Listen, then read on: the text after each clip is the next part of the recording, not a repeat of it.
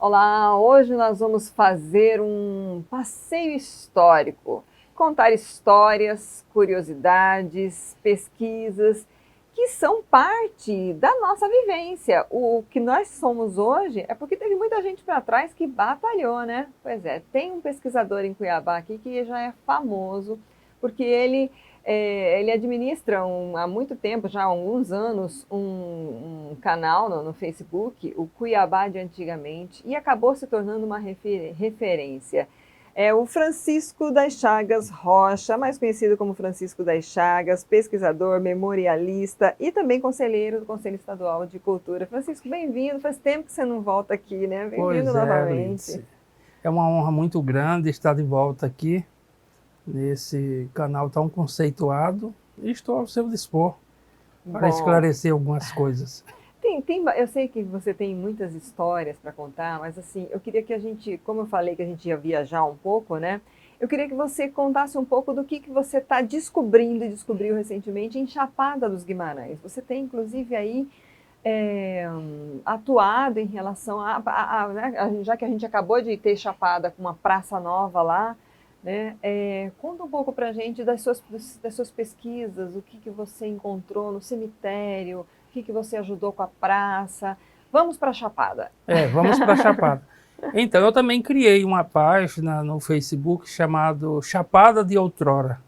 Aí eu fui postando algumas coisas importantes da história do lugar. Eu postei também a história de uma senhorinha que era originária, né, das tribos originárias lá de Chapada, que ela carregou pedra canga para construir a igreja. Aí também eu ouvia muito falar que um determinado senhor tinha construído o cemitério de Chapada dos Guimarães.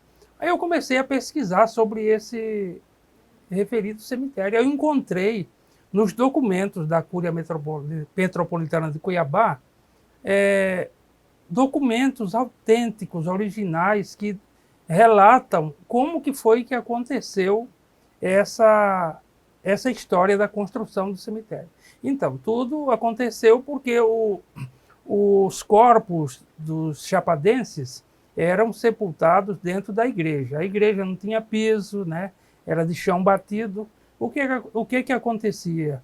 Os tatus, cachorros, iam lá, retiravam os corpos e arrastavam pelas ruas.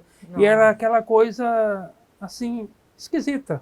E até por questão de higiene, houve um abaixo-assinado na então vila, e as pessoas pediram ao bispo que fosse construído um cemitério para não mais ser sepultado dentro da igreja as pessoas que ali morressem. E em 1880, isso está documentado, o bispo Dom Carlos Luiz Damur faz uma subscrição coletando donativos e encarrega um comandante de um destacamento aqui de Cuiabá para promover a execução desse referido cemitério. Ele é todo construído em pedra canga, ele está intacto até hoje, o Uhum. cemitério da Chapada. Ele, você indo lá, tem uma parte que tem uns paralelepípedos em cima.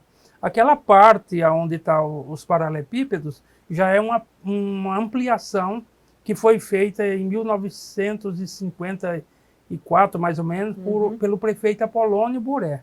Mas o cemitério original, com todas as medidas documentadas, está lá. E a Secretaria Estadual de Cultura, numa determinada época, a pedido da Câmara Municipal de Chapada, fez o tombamento do muro do cemitério de Chapada. E agora, Uhum. como conselheiro, eu vou estar propondo que seja retificado esse tombamento, Uhum. incluindo apenas o cemitério original, os muros, né, que são um quadrilátero que permanece com as medidas originais. E nesse documento consta de onde veio as pedras cangas, Uhum. os escravos que foram remunerados para carregar lá do Buriti até em carro de bois, né? Carregar em carro Nossa. de bois até lá no cemitério. Então, tudo isso está documentado e agora nós pretendemos fazer essa retificação, né? Seria Para que estender, o tombamento é só o muro, o que é tombado hoje é só o muro. só o muro da Você quer frente. estender para todo o cemitério, aqui a parte antiga. Eu quero provar para o Conselho Estadual de Cultura e para a vereança lá de Chapada dos Guimarães que o cemitério construído em 1880 ele está intacto, né? E não o que está em volta. A ampliação ela é recente. Então é isso que eu quero propor, né? Na verdade, assim, quando a gente passa pelo lado assim, a gente percebe, tem um ar de história mesmo, de você, porque você olha as pedras cangas, aqui em Mato Grosso é muito claro, remete muito ao trabalho escravo, né? E acaba se tornando até um ponto turístico, né? Ele é visitável, esse cemitério? Ele é visitável justamente por essas características, né? A construção em pedra canga, ele está original. Então isso atrai pessoas, porque lá ainda tem até túmulos feitos de pedra canga. Nossa. Como que é a história do túmulo que não tinha, que as pessoas, de pedra canga, que as pessoas não sabiam de quem era, que você conseguiu encontrar? Como é que foi essa? Dentro do cemitério de Chapada tem 2 túmulos. Interessante, porque os túmulos são de pedra canga. Mas ninguém sabia quem que eram aquelas pessoas, né? Aí um dia indo lá eu anotei aquelas datas que estavam lá. Tinha essa descrição e pesquisei e achei quem eram as pessoas que ali estavam enterradas, porque eu fiz uma pesquisa através dos jornais que encontramos na Biblioteca Nacional e encontramos a referência, né, aquelas pessoas ali sepultadas. A notícia da morte. Aí, diante daquelas datas, eu também faço pesquisa nos cartórios que tem documentação, tudo digitalizado. Aí eu encontro outras informações que são muito importantes até para questões genealógicas, como de quem eram os pais daquelas pessoas. E tudo isso vai virando assim um cruzamento de informações muito importante, né? E a Praça de Chapada? Porque a gente tem aí várias notícias, né, da reinauguração, reformada e tal, mas você também conseguiu trazer documentações importantes em relação à praça, né? Como é que foi essa questão da praça, Dom Univaldo? Os franciscanos, eles chegaram em Chapada em 1939, né? E o Dom Vunibaldo foi nomeado administrador apostólico de lá, e depois ele foi sagrado bispo. Ele foi o primeiro e único bispo de Chapada dos Guimarães. Ele era praticamente o pai dos pobres, ele que trouxe a encanação de água, né? Os franciscanos fizeram um trabalho fantástico. O Frei Oswaldo construiu o hospital, eles construíram escolas. Então, por todo esse legado do Dom Vunibaldo e dos franciscanos, essa praça hoje homenageia Leva esse nome, né? Bispo querido, que depois de muito tempo ele transferiu a prelazia para Rondonópolis, né? E Chapada deixou de ser prelazia. E agora, com essa reforma da praça, o prefeito Osmar Froner achou por bem instalar lá um busto em homenagem ao Dom Vunibaldo. E graças ao trabalho primoroso do artesão Fred Fogaça, foi confeccionado o busto e eu pude acompanhar, né, a confecção do busto. Vamos mexer aqui no cabelo, nos olhos, no nariz e tal. Então saiu assim, perfeito a obra. Né?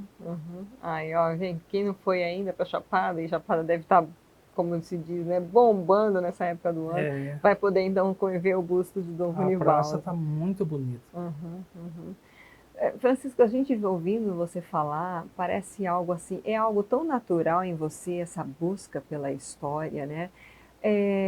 Como que você consegue, por exemplo, como que você faz para ter acesso aos documentos? Como que você faz esse percurso todo? Porque assim, A gente sabe, inclusive, que você, quando você conhece uma família que é uma família tradicional, você vai visitar a família, você vai tomar um cafezinho, escutar as histórias, procurar saber se tem fotos antigas, né? Como é que é todo esse trabalho de pesquisa seu? Esse é um trabalho diuturno, porque às vezes eu durmo até com o celular na mão ou fico no computador até altas horas pesquisando. Então eu acesso muito a Biblioteca Nacional, é a minha maior fonte. E os livros raros que eu tenho, que eu uso para obter essas informações. Aí hoje em dia já existem os cartórios que são todos digitalizados naquele site Family Circle. Então eu faço o cruzamento de informações. Tipo, pelo falecimento de uma pessoa, aí eu encontro os pais dele, avós, aí eu vou na certidão de casamento, eu encontro como que aconteceu aquele casamento, aonde que foi, quem foram os padrinhos. Nossa. Então isso é muito importante, é um cruzamento de informações. Até em páginas policiais também, você acaba encontrando informações que são importantes para você compor um histórico de uma pessoa, né? Você faz então um trabalho, por exemplo, você de ser contratado para fazer uma árvore genealógica de uma família? Às vezes a pessoa fala, ah, eu não sei de onde que veio, só sei até meu avô. Você faz esse tipo de trabalho profissionalmente? Sim, inclusive os cartórios já me indicam. Eles já me indicam porque tem pessoas que querem solucionar problemas de herança. Sim. Entendeu? Aí para comprovar que aquele imóvel pertenceu a fulano de tal, que era antepassado dele, é preciso um trabalho de pesquisa. Aí eu faço, já encontrei diversos casos. Um último caso foi de uma senhora que ela já estava próximo de morrer e ela tinha 2 casas. E ela queria deixar essas 2 casas para a filha dela. Só que essas 2 casas, ela tinha herdado de pessoas que não eram parentes delas. Nossa. E ela precisava encontrar a certidão de óbito dessas pessoas, de óbito, de nascimento, e eu encontrei. Nossa. Aí com isso a pessoa pôde fazer o inventário e passar para a filha, e logo ela faleceu. Parece que estava esperando, né? Parece que estava esperando. De todas essas histórias que você já conheceu, já contou, já ajudou, o que assim, tem alguma que te marcou muito? Eu gosto muito de lembrar dos restos mortais dos fundadores de Cuiabá, né? Sim.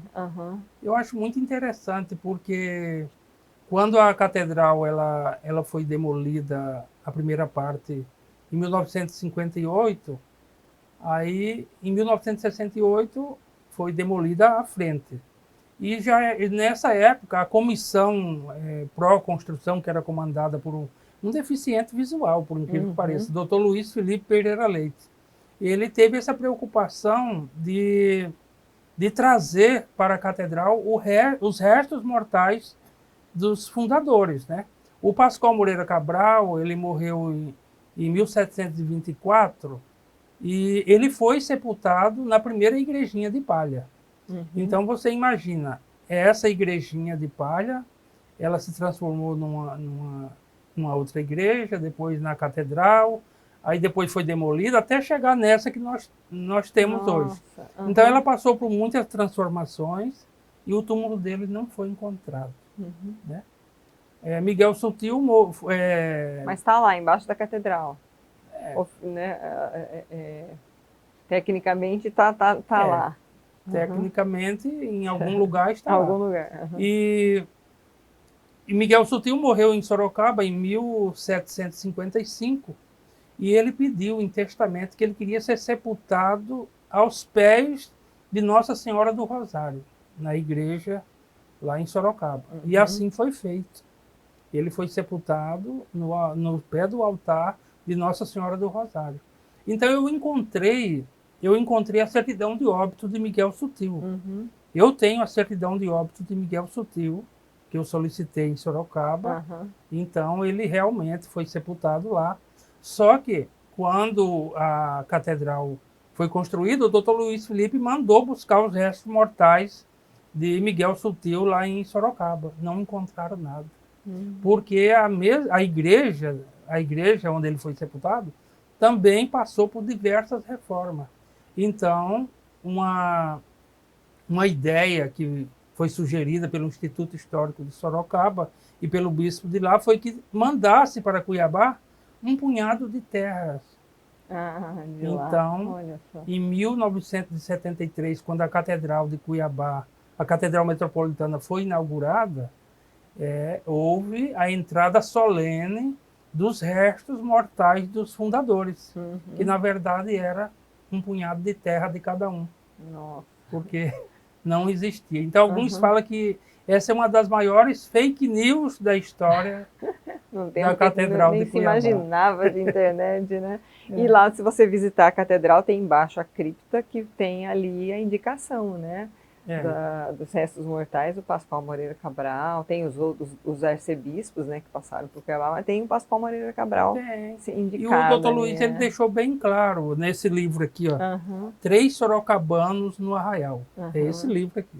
Então, esse livro, ele tem tudo que você precisa saber sobre a demolição da catedral, quanto que foi gasto, os restos mortais, né?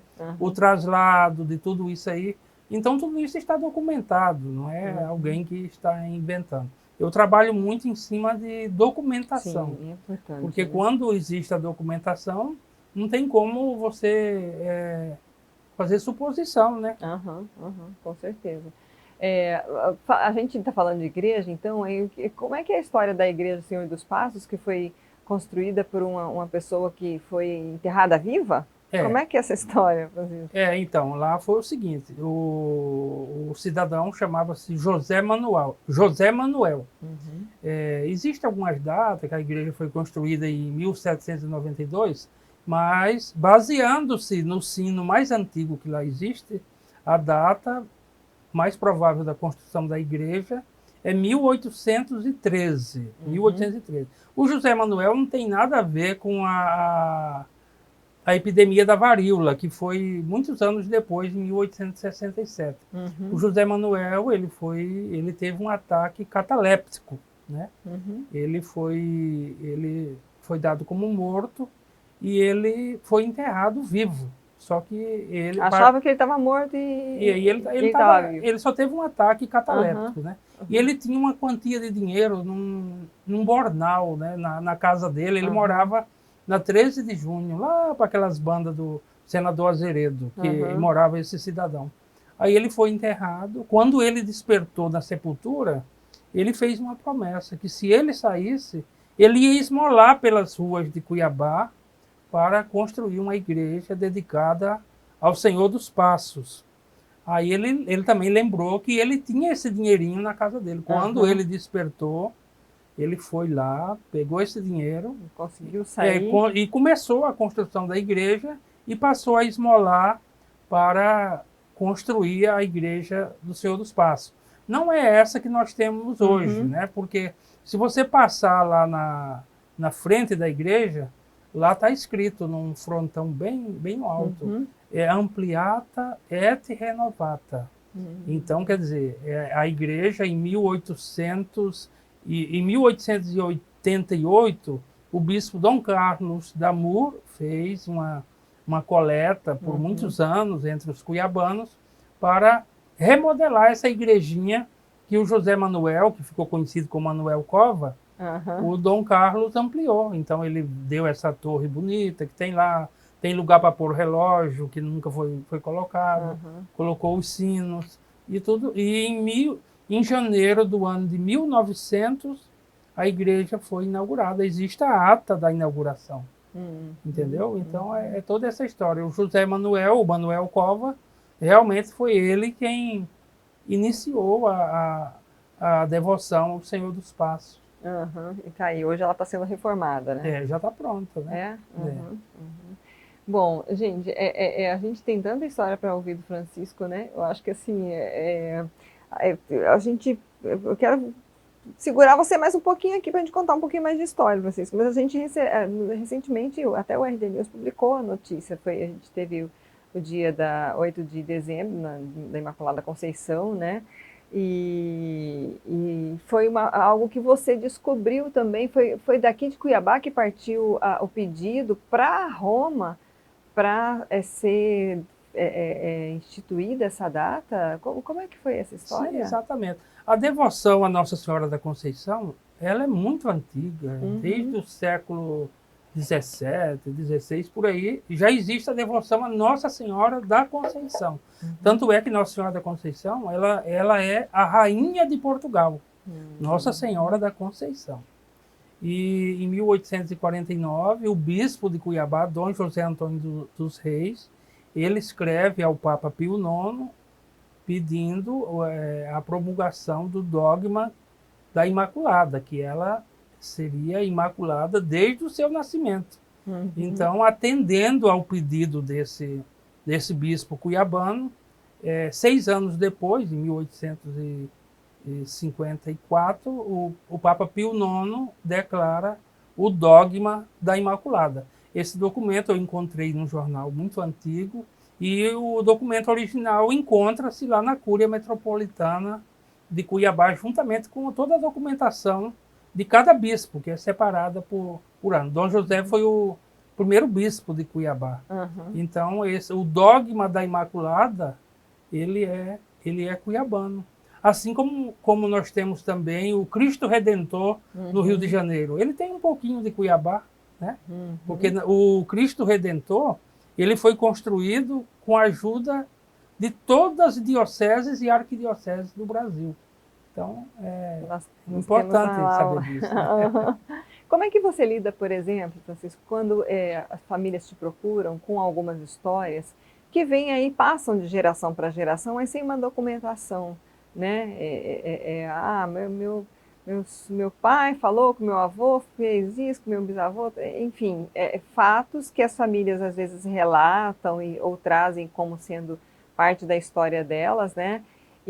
Mas não tem essa documentação. É possível você conseguir confirmar? Como é que você faz com essas histórias familiares também? Nesses casos, assim, que as pessoas me São procuram, tradições até, né? As tentando famílias, colocar né? o seu parente num determinado período da história ou em algum Aham, fato da história, uhum, quando eu não consigo comprovar documentalmente, aham, eu não dou prosseguimento, porque não tem como, né? Eu uhum, afirmar que sim, tal pessoa fez parte da uhum, rusga, ou o antepassado dela foi sepultado no cemitério do Caicai, ou aham, fulano de tal estava lá na morte de Totopaz, né?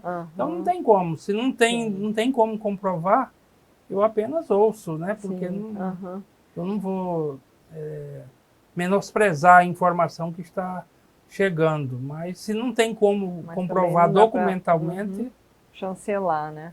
é, Acho que é importante assim você dizer isso, trazer isso, porque mostra, inclusive, a seriedade do seu trabalho, da sua é, pesquisa, né? é o caso lá da igreja do Cochipó do Ouro, né? Aham, Lá você vê que existe documentação que em 1883 Eurico Gaspar Dutra foi batizado lá.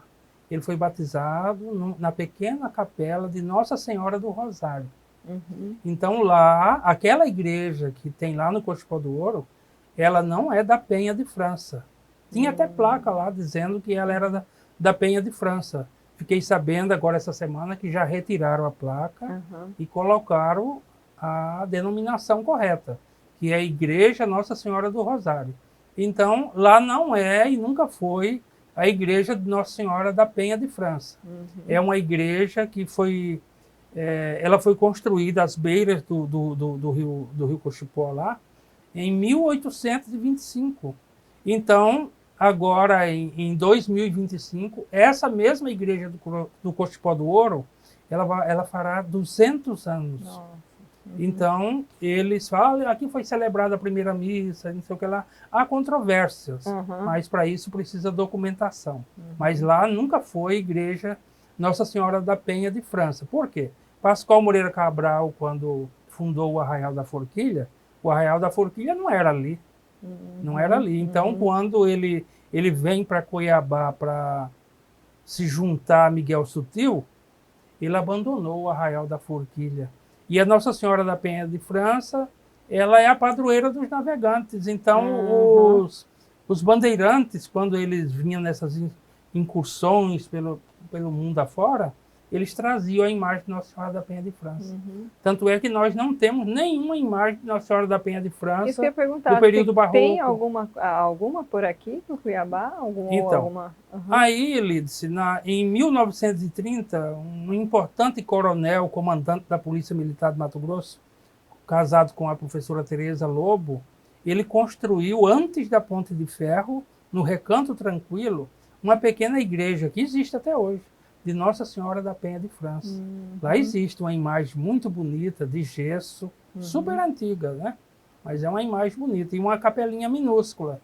E depois, na década de 70, passando a Ponte de Ferro, lá na frente, do lado esquerdo, também tem uma igreja dedicada a Nossa Senhora da Penha de França. Então, são essas duas igrejas, né? São essas duas igrejas que homenageiam a Nossa Senhora da Penha de França. E num passado bem distante, a atual igreja de Nossa Senhora da Guia, no Cochipó da Ponte, ali, depois da ponte, também se chamou Nossa Senhora da Penha de França. Mas não tem imagem. Então, as imagens que nós temos são essas duas, que está uma antes da Ponte de Ferro e outra depois. E lá no Cochipó do Ouro é Nossa Senhora do Rosário.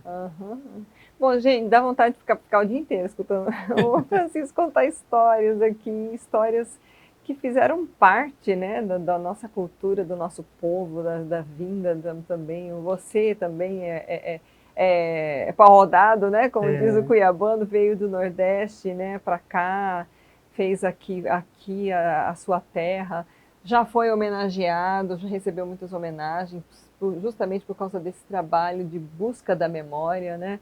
Francisco, o que você tem de projetos futuros, de sonhos? O que você acha que ainda falta você fazer? Eu me sinto assim realizado, né, nesse caminho que eu percorro a cada dia, né? Então eu só quero concluir 2 faculdades que eu estou fazendo, né? Uma EAD e outra presencial, né, no IFMT. Então, isso aí será... Quais são? É história? Eu faço História e faço bacharelado em Turismo. Então, isso aí será a minha grande realização, até profissional, porque eu sou um pesquisador, sou memorialista, né? Me considero um historiador autodidata, porque eu não tenho a graduação ainda, mas e por conta disso eu busco essa graduação para poder me colocar no meu devido lugar, né? Que é o que eu gosto de fazer. Bom, para quem quiser te conhecer seu trabalho, conhecer os seus canais, quem quiser te contratar para fazer aí a árvore genealógica, onde te encontrar nesse mundo de internet, Francisco? Então, eu estou no Facebook, no Instagram, no @Cuiabá de antigamente, e estou também, né, na minha página lá, Cuiabá MT de antigamente. As pessoas podem entrar em contato via message, que eu não deixo de atender ninguém. É um prazer muito grande estar colaborando com todas as pessoas que me procuram, né? Tá joia, muito obrigada. Nada. Disponha sempre, viu, Lídice? Obrigada. Gente, nós ouvimos Francisco das Chagas Rocha, pesquisador, memorialista, conselheiro do Conselho Estadual de Cultura, trazendo aí um pouco, né, de tanta história, né? Dá vontade de sair pesquisando a história da família da gente, não dá? Você não sentiu assim, essa vontade? Quem foi meu avô, meu bisavô, meu tataravô, do que lado? Então, assim, isso é muito importante, é muito bom a gente reconhecer que nós fazemos parte, né? Estamos aqui, muitos vieram antes, nós vamos deixar o nosso legado também. Então, eu peço para você, curta, compartilhe essa entrevista, mande aí para as pessoas de curiosidade das coisas aqui da nossa cidade, da nossa Chapada, da nossa Cuiabá, e marque o rdtv.news nas redes sociais. Obrigada pela audiência. Até a próxima.